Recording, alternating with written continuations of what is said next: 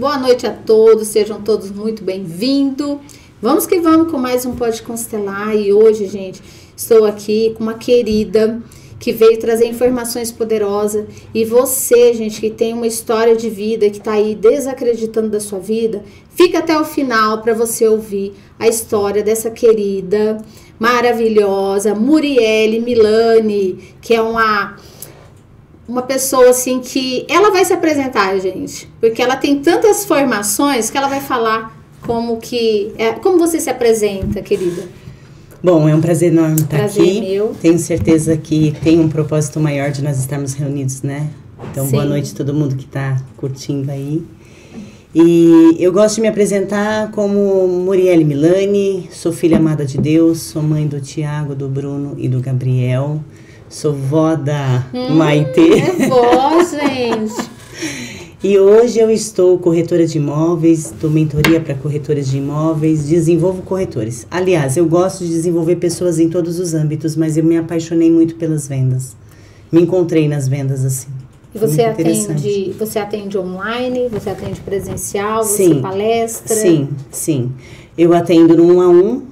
Né, desenvolvo os corretores, porque assim, o que me fez, eu venho do coaching, né, eu sou formada pela Sociedade Brasileira de Coaching, e o que me fez migrar para a corretagem foi porque eu vi um vácuo, eu vi um gap muito grande. Me jogaram ali na corretagem, eu não sabia por onde começar. Aliás, o curso, ele não te dá essa base. Ele não fala para mim o que eu tenho que falar numa primeira visita, ele não fala para mim como eu devo me portar. Sim. Então, tudo isso foi necessário. E dentro dessas expectativas, foi meio aprendendo e vendo o quanto tem um mar aí azul para ser explorados. Que eu tenho certeza que tem corretores de imóveis e provavelmente você deve estar assistindo esse podcast. Com certeza. E não sabe por onde começar. E esse não saber por onde começar não vai levar ele em lugar nenhum. Tendo a profissão, eu costumo falar que a gente vende o produto mais caro da prateleira, mas precisa ter muita competência para fazer isso. Sim, tem que saber, né, o que está fazendo. Exatamente. E é um sonho, né? Você está vendendo um sonho para a pessoa. E quando você falou de coach, hoje eu estava assistindo a alguns programas e estava falando sobre o Pablo Marçal tá agora na política. Isso, e aí eu vi que por ele ser coach, então tá levando isso para um lado negativo. Isso também te afetou? Por você ser coach na sua área, por você ser uma mentora, falar assim que você é uma coach? Quando eu assumia só esse título de coach, eu tive bastante preconceito. E aí eu fui por outra linha. Eu primeiro tenho resultado e depois eu te ensino. Porque talvez seja aí que os coaches acabam errando, né? Porque os treinamentos de coach também são de mentorias. Nós somos passados por mentores e eles desenvolvem a metodologia. O coach é uma metodologia muito reconhecida fora do Brasil. Sim. No Brasil ainda há muito preconceito, até porque um final de semana forma um coach. E isso é ruim.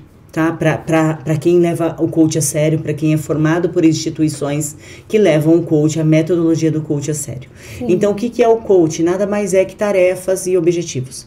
Né? Então, nós estamos ali acompanhando o cliente no objetivo que ele tem. Sim. É sobre isso, é sobre eu te dar metas e acompanhar você durante essas metas e acompanhando os feedbacks, desenvolvendo você habilidades que você tem ou até que você sabe que não tem. Mas esse eu acho que é o grande papel. Só que eu tinha muita resistência, por quê? Porque o coach não é algo que é palpável. Eu pego aqui, é um livro. Eu não estou pegando no coach, as pessoas não entendem, elas não têm essa maturidade, é algo abstrato. Então, eu transformei o meu resultado em mentoria. É muito mais fácil hoje para mim as pessoas entenderem o processo que eu vou fazer na vida do outro. Por quê? Porque eu fui lá e fiz e dei resultado. Então, agora eu levo as pessoas a terem os resultados que eu tive ou ainda melhor. Perfeito. É sobre isso. Eu me formei em coach também, me formei em oratória.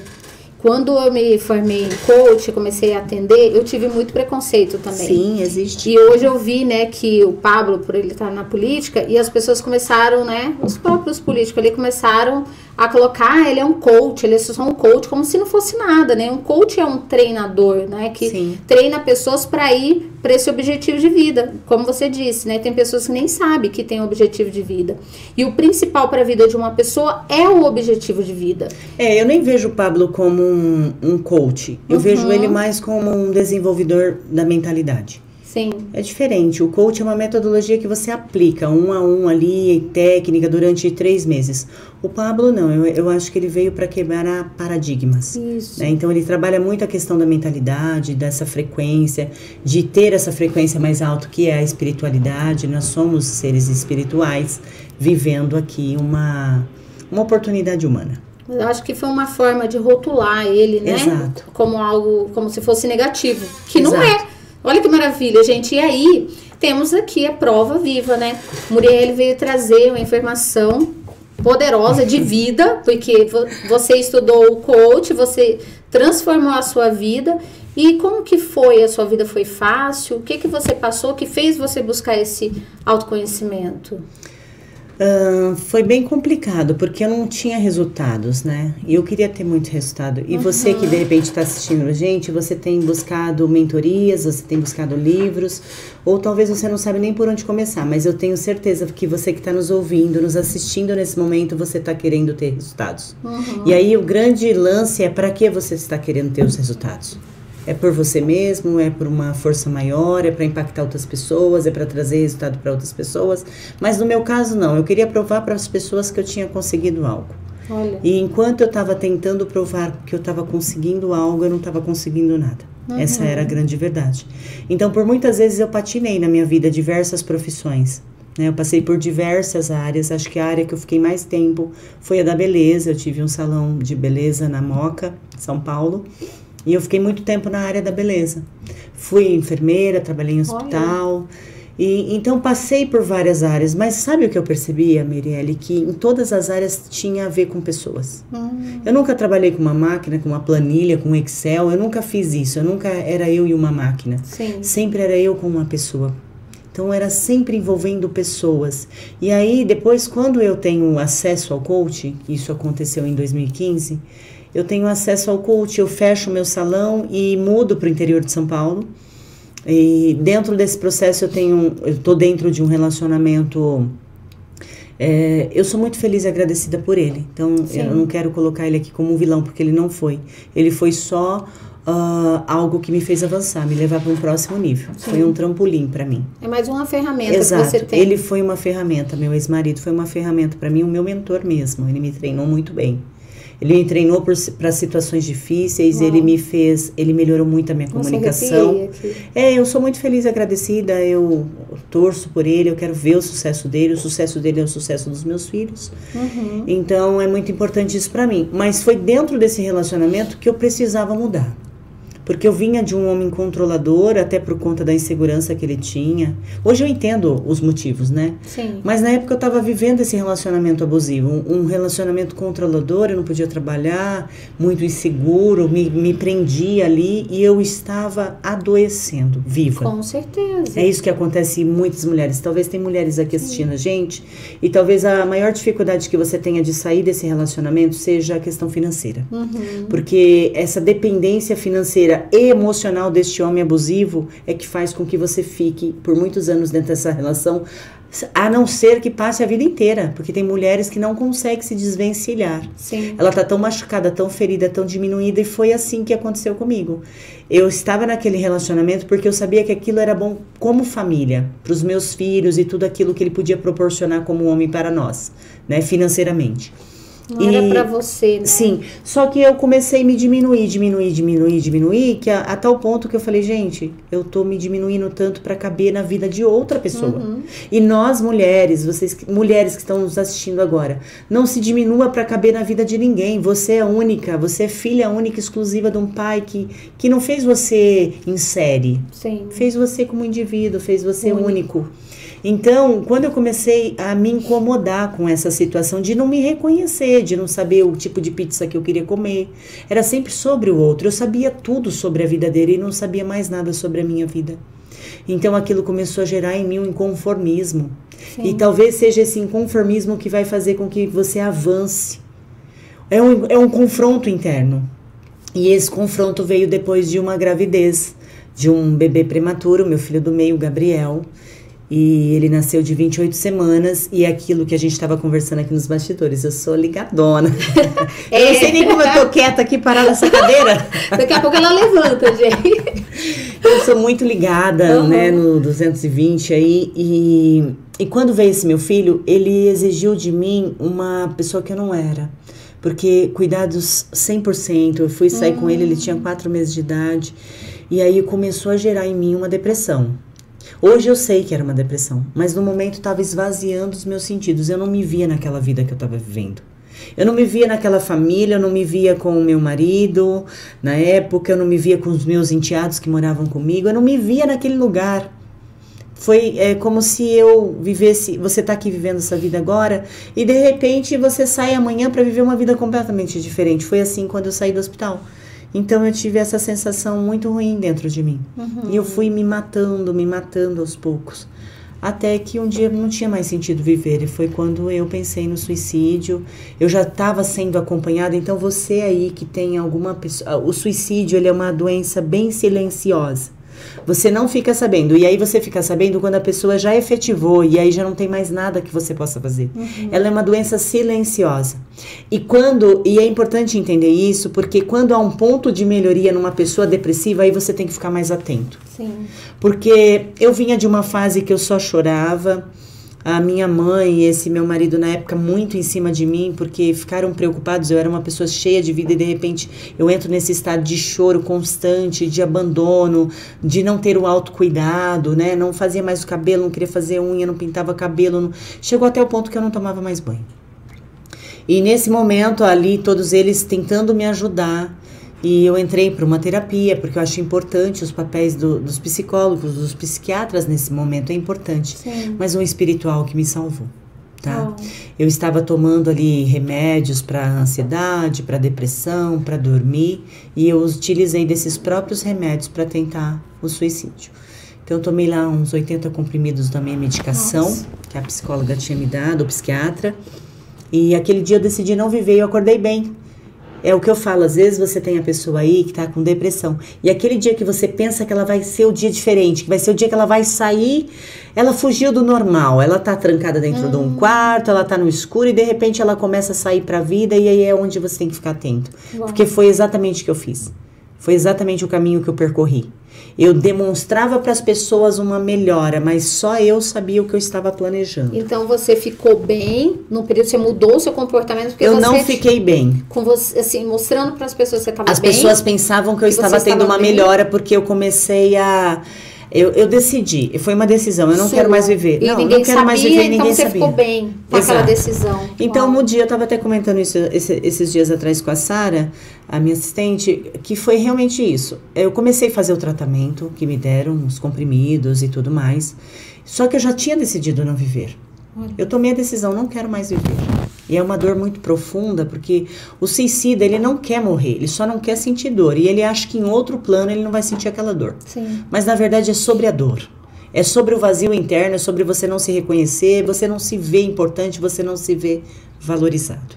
Sim. E diante disso, foi quando vem essa falsa melhora que eu te falei, a falsa melhora. Eu levanto um dia, decidida a já não viver mais aquele dia, foi o dia que eu falei, não, hoje é o último dia. Eu faço todas as minhas atividades, eu fiz comida, eu cuidei do meu filho, eu cuidei da minha casa, eu cuidei dos cachorros, eu cuidei do meu outro filho, eu cuidei do meu marido, eu fiz tudo. E tomei lá os meus 80 comprimidos, fiz almoço, almocei, tudo que eu já não estava fazendo. E tomei meus 80 comprimidos lá, deitei no sofá e esperei a morte chegar. Só que como eu tinha feito enfermagem, eu sabia os sintomas que eu estava tendo. E aí onde dá o despertar. E o que acontece muitas vezes é que o suicida ele não tem esse tempo. Eu tive esse tempo de dialogar e falar, olha, preciso ir no hospital, me leva no hospital. E eu fui do pescoço para baixo, tudo adormecido. Eu entrei em cadeira de rodas. O meu ex-marido na época só chorava, e eu só chorava por saber o que eu tinha feito. E por ser enfermeira, eu sabia, não é que é um preconceito, mas eu sabia que tinha gente ali lutando para viver. Eu estava dando entrada no hospital querendo morrer. Sim. Então não falei para ninguém. Entrei no hospital ali, foi em São Paulo, e era um hospital onde tinha muitos trabalhos voluntários de madres. E eu lembro, a única coisa que eu lembro foi isso, que essa madre se aproximou de mim E de repente a cruz dela do árbitro voou assim na minha cara, eu deitada numa maca, já sendo medicada, tomando soro, pressão altíssima. Eu sabia que estava me dando um AVC, tava com esse diagnóstico de um possível AVC. E ela veio, aquela cruz caiu no meu rosto, eu tomo posse naquilo nas minhas mãos e faço um voto. Falei, olha, se o Senhor existe, se é real esse Deus, isso que é pregado, né? Isso que eu não conheço, eu só ouço falar de Deus. Mas se o Senhor é real, eu vou sair daqui hoje intacta e eu vou gastar a minha vida contigo. E foi tão instantâneo, por isso que eu falo, a oração mais sincera é a que provoca o milagre. A gente quer falar bonito, a gente quer formalizar para Deus, mas foi ali que eu vi Deus pôr a mão dele sobre a minha vida e contra aquela experiência que eu tive, não existe doutrina que muda aquilo. Sim. Aquilo ele enraizou tanto dentro de mim, cresceu uma semente do evangelho dentro de mim, que fica impossível, eu não consigo. Se você falar pra mim, mas será que Deus é real? Eu tenho alguns clientes que são ateus, né? E nada contra. E a gente até fica discutindo sobre isso, porque a experiência que eu tive com Deus, ela é tão real que eu costumo falar que é como se fosse a Disney. Você já foi pra Disney? Não. Mas você sabe que ela existe. Sim. Mas quando você for pra Disney, nunca mais você vai esquecer o que é a Disney. Uma coisa é você saber que a Disney existe, saber que a Disney é real, mas você não sentiu o que as pessoas, você não experienciou o que é estar na Disney. Você experiencia a Disney através das pessoas que foram lá. É exatamente essa analogia que fica mais real para que eu vivia com Deus. Eu sabia que Deus existia, eu sabia que Ele era real, mas eu não tinha tido uma experiência com Ele. E quando eu tenho essa experiência, que eu vou até Ele e eu tenho essa conexão com Ele, aí sim, aí ninguém me segurou mais. Aí daquele dia em diante, realmente eu saí do hospital, eu não fiz uma lavagem estomacal, eu não fiquei com nenhuma sequela, eu saí daquele hospital e ganho vida. Eu ganhei fôlego de vida. E aí, realmente, de lá pra cá, isso aconteceu em 2009. De lá pra cá, eu me posicionei. Eu me posicionei e nunca mais mudei em relação a essa experiência primeira que eu tive com Deus. E fui uma pessoa criada na igreja católica, era uma pessoa de dentro da igreja. Então, assim, eu era uma religiosa. Mas eu não tinha uma experiência com Deus. Que lindo. Então isso foi transformador na minha vida. Foi a partir deste momento que eu desenvolvi todo o restante. Foi desse start, desse insight, dessa experiência com Deus que me faz estar aqui hoje conversando com você. Que bênção, gente. E eu falo bastante, viu? Que história linda, não? E eu tô impactada aqui ouvindo a sua história. E você falou vários sinais que você teve, que é isso que as pessoas precisam ficar atentos nos sinais. Você tinha os sinais, só que você não queria ver, né? Sim. E aí esses sinais vai vindo primeiro, né? Vem ali uma ansiedade, depois vem ali uma depressão, depois vem uma síndrome do pânico, depois vem pensamento suicida. Então vem várias... É um estágio. Vai vindo... São processos. Isso. Ninguém acorda e fala, vou me matar hoje. Não, amanheci, não existe, quero morrer. Quero morrer. A gente até fala isso, mas brincando. A gente sabe que não é assim. Mas é esse processo. Então, o processo era da ansiedade. Eu pensava muito no futuro. Eu estava só no futuro. Porque estava ruim aquele momento ali, então, né, o presente era ruim, o passado era muito ruim, né? Porque eu também tinha acabado de sair de um relacionamento de uma pessoa que era dependente química. E aí entro num relacionamento onde há muito abuso psicológico, emocional. E não é nem por culpa dele, é porque também quem é abusado, abusa. Sim. É aquilo que eu falei, né? Quem é curado, cura. Quem se transformou, transforma outras vidas. Quem se sente amado, ama. Então, esse processo de cura interior eu precisei fazer. E a partir deste momento, foi o grande start da minha vida. Entendeu? E isso é um processo. Eu tive outras pessoas da minha família que realmente essas vidas se perderam. Sim. Né?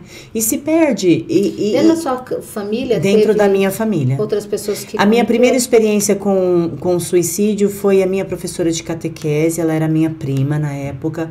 Foi uma depressão pós-parto. E tinha 10 dias que o bebê tinha nascido. E ela estava ali se recuperando e falou para a pessoa que trabalhava para ela, olha, eu vou até minha sogra, vou fazer... Por isso que eu falo, a gente tem que estar atento aos sinais, gente. Tem que estar atento. Ela falou lá para a moça que ajudava ela nesse período que ela teve o bebê. Ela falou, olha, eu vou até minha sogra, eu fiz uns bolinhos para ela e eu vou levar esses bolinhos na minha sogra. Você cuida do bebê para mim? Cuido do bebê. Ela pegou esses bolinhos, foi até o cemitério da cidade, que era no interior de São Paulo, colocou veneno de rato e comeu esses bolinhos e voltou para casa. Quando ela volta para casa, a pessoa que cuidava ali do bebê para ela, viu que ela estava demorando um pouco mais e deu um mamazinho pro bebê. Uma mamadeirinha de leite pro bebê. Quando ela chega, ela tenta dar de mamar pro bebê, porque o leite dela já estava contaminado. E aí é onde o bebê rejeita e não dá tempo nem de socorrer, ela morre. Muito jovem, o filho dela, o único filho, ficou, né? E foi esse meu primeiro contato. Então as pessoas jamais percebiam, as pessoas não iam perceber. Sim. As pessoas não perceberam. No entanto, ela só ia levar um bolinho. Como que você vai desconfiar de alguém que vai levar um bolo para a sogra? Você não vai desconfiar, porque isso faz parte da rotina. São coisas corriqueiras que o suicida usa para ele dar fim na vida dele. Porque ninguém sabe a intenção do outro, né? É por isso que eu falo, você tem que estar atento aos sinais. Sim. E realmente, é esse estágio, esse processo que você falou, começa com uma grande ansiedade, você passa a viver no futuro e as frustrações do futuro, depois realmente vem aquele isolamento, você começa a se isolar da sociedade, depois da família, você só fica no seu quarto, primeiro da sociedade, você passa a parar de ir nos seus amigos, a parar de fazer aqueles passeios, de ter vida social. Sim. Depois você começa a ficar isolado dentro da sua casa, né, com os pensamentos já mais depressivos, né, mais negativos, o autoabandono total, né, vaidade zero mesmo.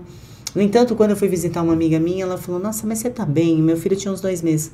Você não tá bem, você não é essa pessoa que eu conheci, né, porque cabelo desse tamanho, não pintava, não escovava, não fazia mais nada. Entrei com um moletom, fui lá levar meu filho para ela conhecer, uma amiga minha. Então, você vai percebendo essas fases. O suicídio mesmo, efetivo, ele está muito distante da ansiedade.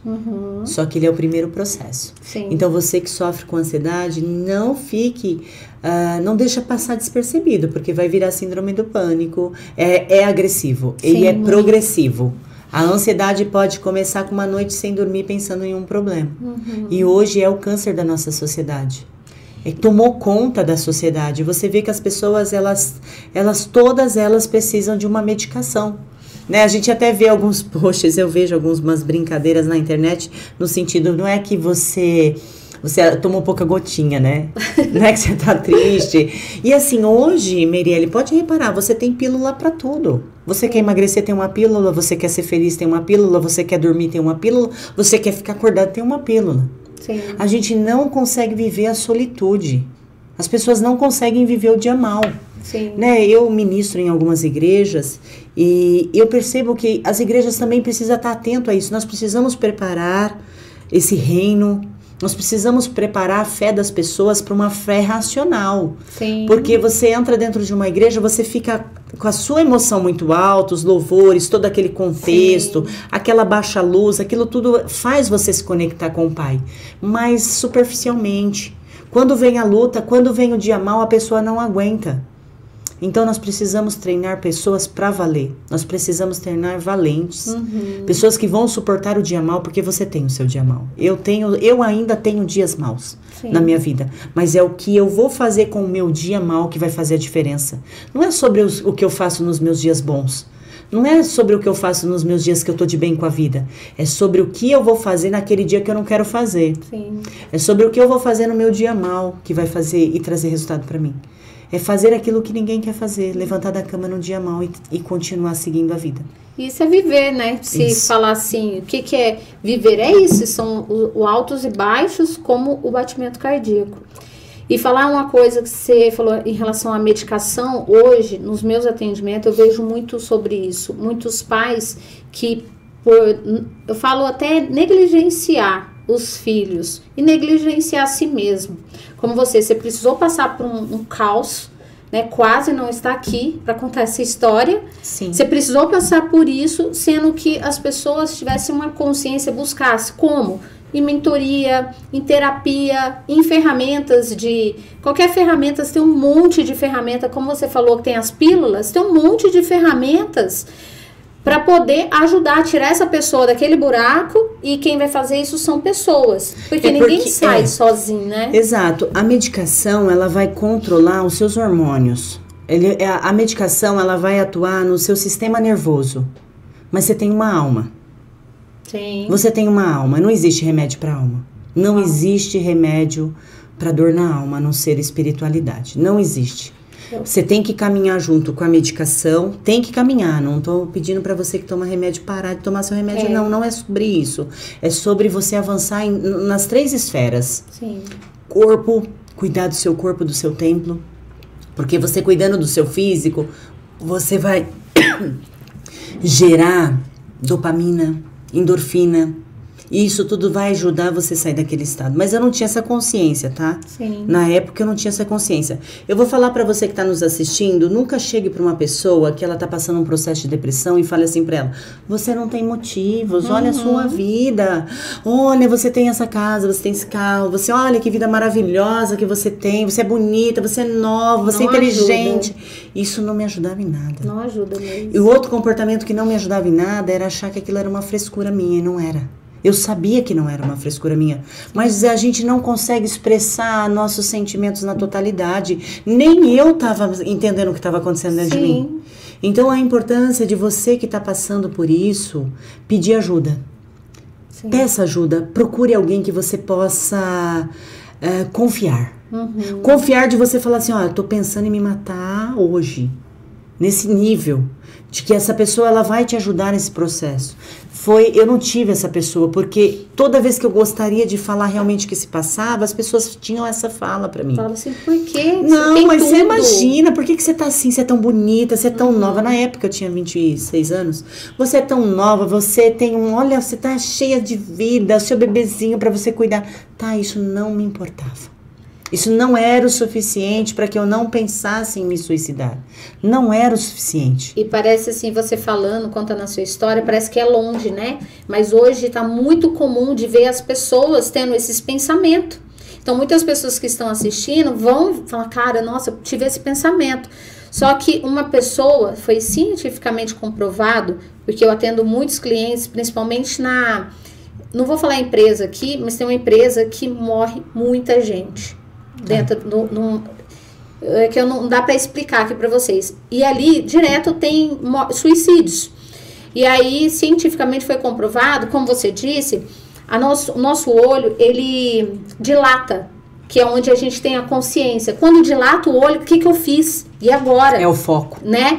E aí, quando você tem a consciência daquilo, pode ser que não tenha volta, que foi no seu caso, você teve, né? Despertei. Você ainda pediu para ir pro hospital, né? Sim. Teve casos também que eu atendi, que a pessoa me ligou e falou, tomei a medicação e tava plena. A pessoa estava plena, tomei, eu não quero mais essa vida. Mas quando ela entendeu, quando ela começou a sentir os sintomas, ela falou assim, me ajuda, eu tô sentindo isso, eu tô sentindo aquilo, eu tô suando. E aí é onde eu fui ajudar ela, porque aí ela passou um número para eu poder ligar. Mas essa consciência, ela vem ali, ela vai vir. Só que muitas às vezes pessoas... não vai dar tempo, é o que você fala. Exato, tem pessoas, por exemplo, se ela vai dar um tiro, na hora que ela aperta, dá a consciência, mas já era, acabou. Então, e depois... Se a gente falar de espiritualidade, para onde que vai essa alma, né? Exato. Se a gente vê assim, porque nós estamos aqui, como você disse, a gente vê o que a gente pode tocar, mas o que a gente não vê, para onde que vai essa alma? Para qual grau ali que tem de, né? Tem pessoas que falam de umbral, que vai lá para um outro campo. O que acontece ali? Pode entrar num sofrimento eterno. Então, o que a gente tem que fazer? Buscar consciência no adulto, porque é só o adulto que busca essa consciência. É o racional, né? Porque esse pensamento, essa criança infantil dentro de nós... Essa né? criança, eu mostro assim, essa criança interior, rebelde. Ela fica na frente e de ela tudo, né? E ela domina, ela fala assim, não é o que manda, eu quero. Aí você vê, até na conversa, eu faço interpretação de fala. Sim. Então, a pessoa, por exemplo, quando me manda uma fala ali... Eu sei que ela tá, se ela tá com ansiedade, se ela tá com depressão, se ela tá com pensamento suicida. Porque ela... E põe ali, dá pra ver dependência emocional, dependência financeira. É o tom, várias coisas dá pra ver, né? Numa fala de uma pessoa, quando ela começa a falar, dá pra ver o que tá acontecendo. Quem tá falando? É o adulto ou é a criança dela? Eu quero, não vai ser do meu jeito. Aí a criança tá falando, né? Nossa, eu já fui muito assim antes de... Também. Então, eu devia ter conhecido a constelação antes. Eu também, eu já fui essa menina aqui que queria tudo do meu jeito e achava que eu tava certa. Sim, não. Sim, é um orgulho, né? E quando tem essa consciência de saber, peraí, quem tá me dominando? Sou eu mesma ou se é a minha criança interior? E a criança interior, gente, quando tem um pensamento suicida, né, e a pessoa fala assim, não, eu vou embora, eu não aguento mais essa dor, é infantil. É a criança que sofreu e não sabia como sair. Mas o adulto, ele sabe sair. Sim. Então, toda vez que uma pessoa ela entra nesse lugar, ela está num lugar infantil. E aí precisa pedir ajuda. Outra pessoa que estiver do lado, vê essa pessoa e falar assim, não, peraí, tá acontecendo alguma coisa. E não falar, o que você disse, é verdade, porque nessa empresa que eu ajudo, eu ensino como comunicar. Abordar, né? Com abordagem a pessoa. É importante. Não falar assim, não, por que você vai fazer isso, cara? Não se joga daí, não. Tá vendo? Você é bonito. Não, é fazer diferente. Eu te entendo. Eu sei que você tá passando. Eu já passei por isso, cara. Você traz pra perto, né? Aí você fala, é foda, eu sei que as pessoas são injustas. Aí você começa... Aí a pessoa que tá ali querendo, ela começa a entrar numa consciência. Poxa, você passou por isso também? Né? Eu falo, né, nos meus atendimentos, você precisa entrar no mundo do outro. E quando as pessoas falavam assim pra mim, mas... Você não precisa, né? Você é tão bonita, por que você tá assim? Vai se arrumar, não vai fazer ajuda. uma viagem, vai estudar, sabe? Não era sobre isso, não era nada disso, entendeu? Então, é exatamente essa fala, essa abordagem, ela precisa ser muito intencional. Sim. Né? E assim, como eu tive vários casos na minha família, né? A gente percebe, é um padrão. É um padrão, eu percebo um padrão. Você estava falando da sua professora, né? Que era sua prima. Ela é minha prima, professora de catecismo. Depois eu tive uma tia minha que também tomou veneno de rato, mas essa deu tempo de socorrer. Eu tive um primo meu que falou pra vovó, faz um bolo pra mim. Ó, pra você perceber, é o que eu falo, é o padrão, existe um padrão. Sim. Né? Quando chega nesse ponto de suicídio, sim, existe esse padrão. E ele fala assim, ele tem, se eu não me engano, ele tinha 18 anos... E ele fala, vó, faz um bolo pra mim. E a vó faz, a hora que estiver pronto, a senhora me chama. E ele, enquanto a avó foi preparar o bolo, ele pegou um cinto, ele colocou no pescoço, amarrou na porta do quarto. E aí a avó, quando chega pra chamar ele pra comer o bolo, ele já tava caído, morto. Meu Deus. Então você entende como é um padrão? Tem uma energia ali de... É uma opressão na mentalidade, entendeu? É as emoções, oscilando a todo instante, né? Porque é euforia, depressão, e depois entra nesse estado de que a tua mente começa a produzir os pensamentos para levar você à ação. Então assim, pensamentos precisam ser vigiados. Sim. As pessoas não acreditam no poder do pensamento positivo. Existem várias pessoas que elas são descrentes sobre essa frequência de pensar otimismo. Só que eu vou te falar, dentro do pensamento, os meus pensamentos, foi uma cadeia de pensamentos. Então começa aquele pensamento assim, ninguém me ama, eu não vou fazer falta no mundo, porque eram esses os pensamentos que eu vinha. Os meus filhos vão ficar bem, a minha família vai ficar bem. Então começa a trabalhar o pensamento. E assim, o pensamento vira ação, não tem como. Todo pensamento, vigia o que você pensa, porque todo pensamento se transforma em ação, é só uma questão de tempo. Sim, se a pessoa ela alimentar aquele pensamento, né, exato, que vem, ele vai crescer e vai dominar. Exato. Então que a gente pegue um pensamento positivo, um pensamento bom, que também você alimenta aquele pensamento que vai crescer. Sim. São escolhas, né, mas uma pessoa... que ela tá no infantil, que ela tá ali achando que ela é vítima de tudo, que ela é vítima do governo, que ela é vítima da sociedade, a gente conhece bastante vítimas. Vítimas é o que mais tem. A gente, na fala vítima, né, ela realça quem ela é, né? Sim, isso é ruim porque ela não prospera em nenhuma área, né?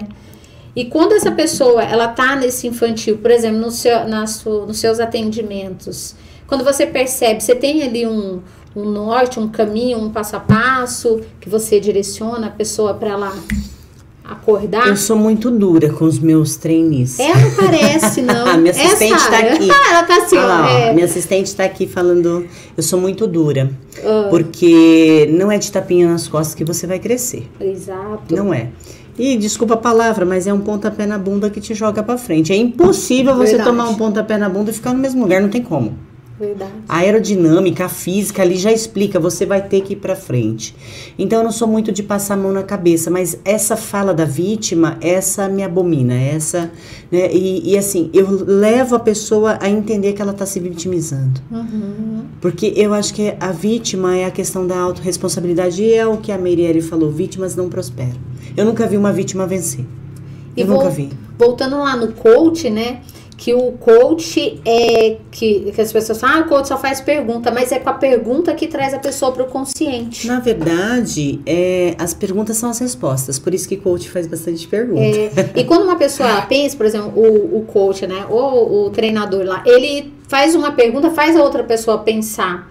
Quando ele faz a outra pessoa pensar, faz ela evoluir, ela crescer. Então, ela sai de um lugar infantil para um lugar adulto. Racional, onde ela fala assim, agora eu sei o que fazer. E a resposta está dentro de cada um, como você disse também, lá no começo. Que, né, você é filha amada e você sabe quem você é. Você é filha única. Hoje, né? Hoje eu sei disso. Hoje você sabe. E hoje você ajuda outras pessoas. Hoje, né? eu falo que direciono muito nessa questão da paternidade. Né? A questão da paternidade, se você não sabe de onde você veio, você não vai saber para onde você vai, você não vai conhecer suas habilidades, você não conhece suas fraquezas, os teus pontos de melhoria. Uau. Então, se conhecer, o autoconhecimento, ele é profundo.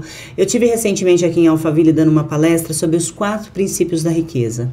As pessoas buscam ser prósperas financeiramente.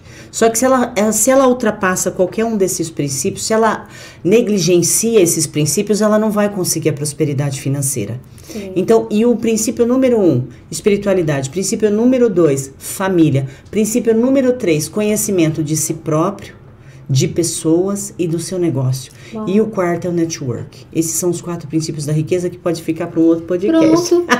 Já pode anotar aí, porque ela deu a chave aqui agora. É sobre isso.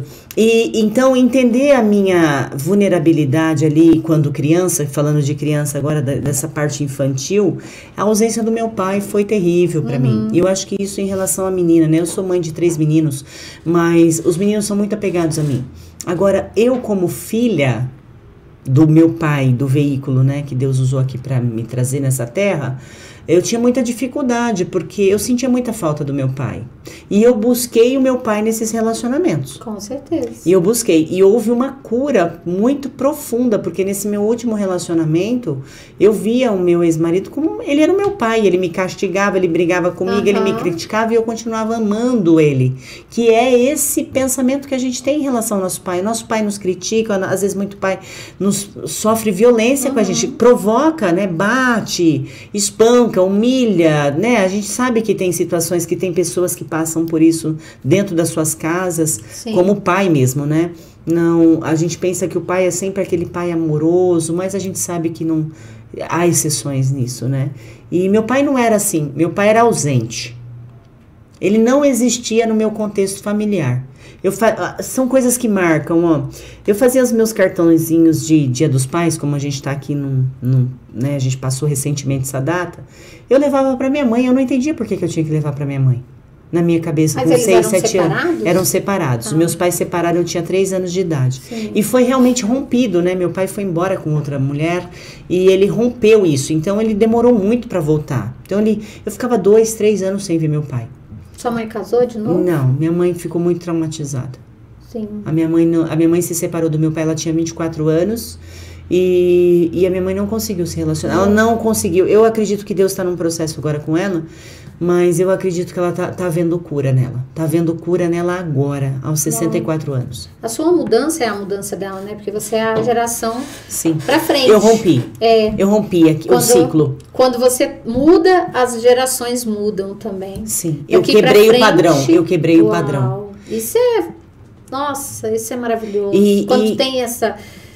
Você entender disso, né? Que você fez e mudou toda uma história, então, e não mas, só a história do passado. Aqui é o meu livro, a gente pode fazer propaganda? Eu meu quero livro, ver meu sobre. Método Untime, trouxe aqui pra Meirelles. Método Untime. Eu ganhei o livro, gente. Eu amo ganhar livro. Ganhei também do John. Eu trabalho hoje eu estou associada à Remax, né, uma franquia americana de mercado imobiliário, somos líderes mundialmente falando de mercado imobiliário, então o prefácio do meu livro é feito pelo CEO do Brasil, tá? E é a velha queixa do tempo, tá? O que acontece é o seguinte, que eu tive que desenvolver um método. Existem vários métodos, mas eu acredito que toda pessoa tem o seu processo. Sim. E é o seu processo que vai ajudar outras pessoas. Você é um livro que o mundo não é meu. É verdade. Esse aqui é seu, tá? Ó. Ai, depois gente, corre lá no meu Instagram, @eu-sou-Muriele-Milani, que tá o link lá na editora. É até uma editora aqui de Alphaville, né? Ai, olha, gente, tô ganhando. E o que é o método On Time? É sobre a vida acontece no agora. Eu espero que ele te leve para um próximo nível. Eu vou ler, depois vou e por favor me dê o feedback. Vou dar feedback. Tá? Depois eu vou deixar uma dedicatória aí para você. E a verdade amei é sobre a cor. isso. Olha a cor, amei. Tem tudo a ver, né? Tudo a ver né? com o Pô de Costelar, né?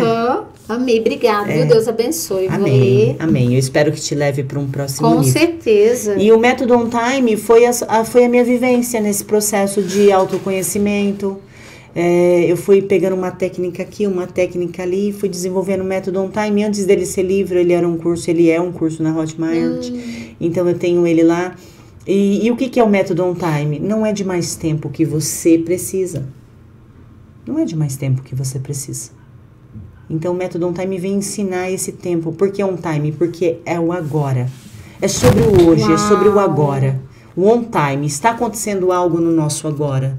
Eu não sei o que vai ser de mim daqui 1 hora, daqui 2 horas. Então, por isso que eu fico inteira quando eu estou com uma pessoa.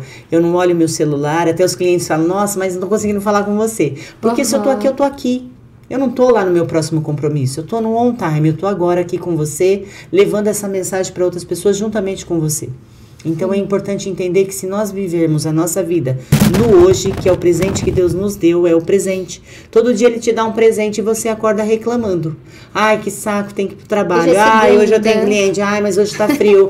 Tá, todo dia. Imagina, você vai querer dar presente para essas pessoas? Sim. Imagina se Deus, Ele não fosse esse pai amoroso, porque a gente reclama do presente que Ele dá todos os dias. E todo dia Ele dá vida, né? Exatamente. E aí, durante esse meu processo de desenvolvimento, eu coloquei tudo formatei tudo nesse método On Time. Não é um livro de autoajuda, é um livro de processos. Você vai aprender um pouco com a minha história, mas você também vai ter ali os seus exercícios para te levar para um próximo nível. Que legal. É um livro de exercícios. Não é um livro que você vai emprestar para as pessoas, porque ele é seu manual. Ele é o seu método. É um livro que você precisa ler e reler. Escreve nele. Gente. Dá para mostrar aí pro pessoal. Isso, tem a área que você vai fazer os exercícios, porque é a identificação. Resposta. Exatamente. Então, ele é um método. Então, já pra você que quer pedir emprestado, eu não posso, tá? Ele é meu. Eu espero que ele te leve para outros lugares. E quando você estava falando do coach, por que eu quis falar do método On Time? Porque as respostas estão dentro de nós. Sim. As chaves estão todas dentro de mim. Então, a cada processo de desenvolvimento, você vai destravando uma chave. Não dá para resolver. Às vezes você tá aí tentando resolver tudo de uma vez, ou vim aqui falar que a constelação vai te ajudar. Não, ela vai te ajudar num processo. E aí você vai replicar esse processo em outras áreas da sua vida. Sim. É sobre isso. Eu não consigo arrumar todas as áreas da minha vida ao mesmo tempo. Mas eu preciso olhar para aquela área que, se ela estiver bem, se ela estiver 100%, ela vai impactar todas as outras áreas da minha vida. E foi isso que eu fiz com a minha vida quando eu saí do suicídio. Eu comecei a olhar só para a minha área espiritual. Por isso que ele é o primeiro princípio da riqueza. Eu começo a olhar primeiro para o meu lado espiritual, entendendo a minha paternidade, que não era sobre o meu pai, mas era sobre o meu pai eterno. O meu pai. E eu sei que eu volto para a casa do meu pai. Eu vou morrer e vou voltar para a casa do meu pai. Sim. Ele me criou. Ele sabe o que eu tenho que melhorar. Ele sabe o que eu sou boa. Ele sabe o que eu sou ótima, excelente. Então, quando você começa a ter esse contato com o seu pai, lá, o pai eterno, o nosso pai, o seu criador. Às vezes a gente consulta outras pessoas e nada errado, nada contra fazer isso. Mas consulte quem te criou. Consulta quem tem o seu manual único e exclusivo. Que está dentro, né? É o que está dentro. Deus está dentro de nós. E as respostas vão vir dentro de você. De repente você está aí na sua casa assistindo aí o podcast aqui, o Pode Costelar, né, com a Meirelle. E você vai entender o seguinte, a solução desse problema está dentro de você. Você só precisa acessar. Uau. É sobre acessar. De repente a constelação familiar vai fazer você acessar uma parte disso. E depois você vai replicar isso em outras áreas da vida da pessoa. Às vezes as pessoas querem grandes mudanças. E grandes mudanças pra gente que trabalha com desenvolvimento pessoal, ela vai acontecer assim, começa como um iceberg. As pessoas vão ver só aquela pontinha, mas quando existe uma estrutura toda formada do lado de dentro. Então existe o seu mundo interior que você precisa corrigir. O iceberg vai ser quando você estiver dando resultado. Aí as pessoas vão ver aquela pontinha, mas a estrutura que está dentro do seu mundo interior, ela está tão formatada, ela está tão fundamentada nos princípios que fica impossível você não se transformar num iceberg, naquela grandiosidade. Né? Você falou do seu pai também, seu pai de sangue, que te deu a vida, com sua mãe. Ele não esteve ausente. Isso te impactou, te prejudicou em relação a abusos? Abusos tanto psicológicos, abusos sexuais? Sexual não. Mas aí a gente entra num contexto, né? Porque eu acho que o pior abuso... Eu não quero, né, nem abordar isso, porque eu não sei o que é ser abusado sexualmente. Né? Eu não sei o que é ser abusada sexualmente, porque eu até poderia... Eu não entendo essa dor, mas eu entendo a dor que eu vivi. Sim. E tem dores, e pra mim o pior abuso é o psicológico. Porque ele mata quem eu sou. Sim. O abuso sexual, possa ser que eu fale uma besteira aqui, mas eu entendo que ele mata seu corpo, a sua relação com o seu corpo. Sim. Mas o abuso psicológico e emocional, sabe, ele mata a sua alma. Ele mata quem é você. E a maioria das pessoas, para não falar todas, né, sofreram abusos psicológicos. Se a gente voltar lá na infância, né? Sim. Sofremos com cala a boca, fica quieto, quem você pensa que você é. Né? Então, a maioria... Eu escutava muito assim, eu fui treinada com uma frase, Meirelle, quando criança, era assim, ó, engole o choro. Ah, também. Você deve ser da minha época. Engole o choro. Também, porque eles não tinham conhecimento, né? Não. Eles não tinham. Pra quem perguntar como educar um filho, então engole o choro, cala a boca, fica quieto, quem manda que sou eu. Exatamente. Era essas frases. Exatamente. Se você chorar, você vai apanhar mais. Era Exatamente. Assim. E hoje eu vejo que muitas pessoas que vêm, né, pra terapia. E até na minha própria história eu sofri abusos, abuso tanto psicológico, abusos sexuais e o estupro. Então, assim, eu sofri várias situações que eu também tive que buscar dentro de mim algo e falar assim, não, peraí, eu tenho que sair desse lugar. E foi no momento que eu não conseguia respirar mais. Eu acredito... Hoje você que está assistindo aqui, que não precisa chegar nesse lugar, né? A gente está aqui para que você não chegue nesse lugar. Exato. É sobre isso. Pedir ajuda, ouvir, por exemplo, o podcast e falar assim... inclusive o podcast, gente, o Pode Constelar está no Spotify agora. Olha que legal. Então você que onde você estiver dirigindo, olha lá, coloca lá no seu carro para você ouvir uma história real de transformação, de superação, como da Murielle que traz aqui. Eu até assim te agradeço demais por você expor, né, sua vida, de colocar aqui, de falar sobre isso que é muito pesado, não é fácil. Na hora que você estava falando, eu estava toda arrepiada. Mas eu tô curada. Então, por isso que eu consigo falar. Eu não sinto dor. Isso é eu não ótimo. sinto dor na minha alma de contar minha história. Pelo contrário, eu quero muito contar minha história onde eu passar, né? Lembra que eu falei que eu ia gastar minha vida com Jesus? Verdade. E gastar a vida com Jesus é gastar com outras pessoas. Tem gente que está nos assistindo e ele simplesmente está ali sem saber por onde começar. Então, ouvir esse podcast com certeza pode ser o início da sua nova vida. O primeiro dia da sua vida nova aí. E quando você fala, né, do suicídio, e agora aqui no mês de setembro, que é um mês que aborda muito sobre isso, é você pegar esse vídeo, gente, e repassa. Pulverize, gente, pulverize. Começa a divulgar para outras pessoas, porque isso tá muito comum. O que acontece é que a pessoa, por mais depressão que ela tenha, ela tá ali perto de um celular. Ela tá trancada num quarto, ela vai no banheiro, ela leva o celular. As pessoas estão conectadas. E de repente essa mensagem depende de você aí. Às vezes você tem um amigo, um primo, um irmão, uma irmã, e ela não vai se abrir com você. Mas quando ela passa a escutar alguém que vivenciou, que sente o que ela sente, e ela fala, nossa, é possível sair desse lugar. Olha essa mulher aqui. É possível. É isso que eu tô sentindo. Porque ela vai se identificar. Ela vai se identificar. Recentemente eu tive um primo que ele estava numa situação dessa, com pensamentos suicidas. E eu só liguei pra ele e não falei mais nada. Eu só contei minha história pra ele. Eu não perguntei o que ele sentia, o que ele estava sentindo, eu só contei tudo que eu contei aqui para vocês. Sim. E passou pelo menos umas 2, 3 horas depois da nossa conversa ali, eu fiquei uns 40 minutos com ele, foi um podcast com ele, contando tudo que tinha acontecido e como eu me sentia e que eu entendia tudo aquilo que ele estava sentindo. Ele veio e falou, olha, você foi muito inspirada por Deus, porque eu já estava planejando tirar a minha vida. Olha. Então, é sobre isso. Leve esse podcast. Gente, a gente não está aqui para reconhecimento humano, a gente não está aqui por nós, mas nós estamos aqui tentando salvar vidas e que você aí tem acesso a vidas que nós não vamos ter. Verdade. E depende não só de nós que estamos dispostas a estar aqui contando as nossas histórias, mas vocês que estão escutando e conhecem pessoas que precisam ouvir isso. Leve a mensagem, pulverize a mensagem, porque a gente pode salvar mais e mais pessoas. A minha meta é sempre levar mais gente pro reino. Que bênção, já que é um presente, sabe, receber você aqui. Muito obrigada, eu agradeço a minha oportunidade. A sua história também me impactou, porque você estava falando, eu não conhecia a sua história, né? Mas o Pode Constelar, ele sempre está trazendo pessoas com histórias reais e de superação. Você superou várias coisas, né, da sua vida, várias fases. E hoje você está aí transbordando como mentora. Então, precisa, né? Eu quero te agradecer. Quero agradecer pelo livro, esse presente. Eu também tenho um presente para você, né, Billy?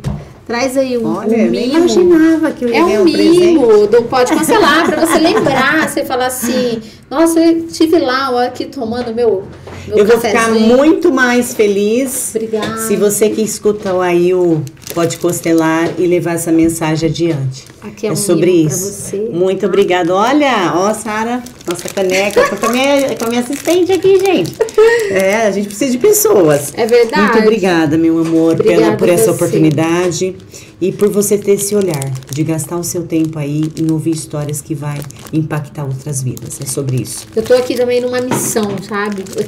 Vou fazer 3 anos aqui em Alphaville numa missão de levar histórias reais, como a sua, de várias outras pessoas.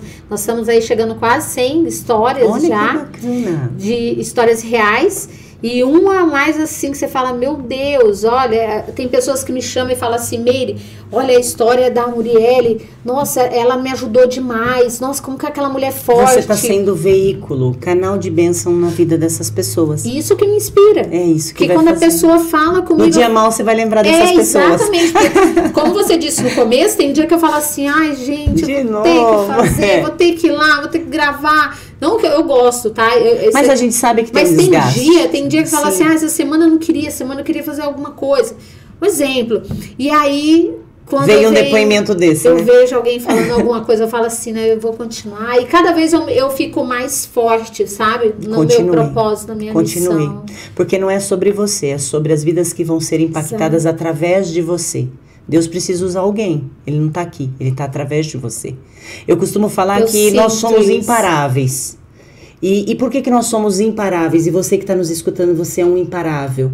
Porque o Espírito Santo de Deus se move dentro de nós. Então nós temos que ser imparáveis. Vai ter dia de cansaço, vai ter dia de desânimo, mas lembra que você está se movimentando por algo muito maior do que o teu cansaço. Verdade. Muito maior do que o teu próprio corpo. Então, avante. Gente, muito obrigado, boa noite a todos, divulga sim muito esse episódio, foi maravilhoso, obrigada por você meu estar amor, aqui, tá? gratidão, com a sua história gratidão, linda. Conte comigo. Deus abençoe a todos Amém. vocês, um grande beijo e até. Obrigada, viu? Obrigada, adorei, amei.